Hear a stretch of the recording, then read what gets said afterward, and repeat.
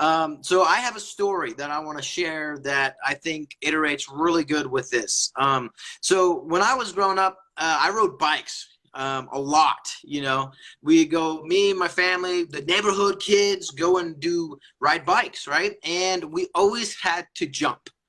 It didn't matter where we went, the wheels were going to come off the ground. Somewhere, somehow, they were getting off the ground, whether we built it or it was natural.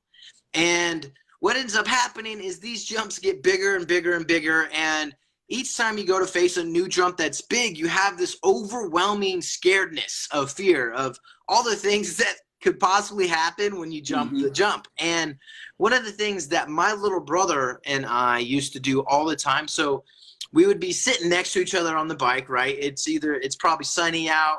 We're in Delta, Colorado. We had this old white trailer house, and we're right next to the highway. We're on the bikes. I'm like looking down at the jump, and I'm feeling the gears, and I'm thinking about all the things that I'm about to do. And my little brother and I always go, this was our slogan when we got super nervous and we were trying to talk ourselves out of doing it. And my little brother looks at me and he goes, "Face your fears." I was like, all right. And I took off pedaling. I jumped the jump. I ended up landing it just fine. It probably wasn't as big as a jump as I think it is. And I turned back, and then Dakota was like, "Go do it. You can do it, bro." And you could tell that he was hesitant and he wasn't quite doing it. And then I say the same thing, "Face your fears." And he goes, all right. And he takes off and he starts running and then jumps the jump and ends up landing it just fine. And it became the #1 jump at the house. It's one of the biggest ones that we did. Hit it over and over again, crashed plenty of times.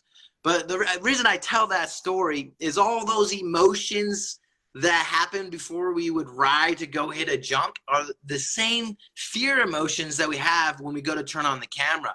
We start thinking of all the things that could go wrong, and it's true. They could go wrong. You can have haters. You can have people think you're weird or crazy. All those things can happen. But the majority of the time when you take action and you get outside that comfort zone, you're going to experience new things. You're going to grow, okay? And also you're going to be getting the result that you want, right? Now, for the story, it was being able to jump a bike.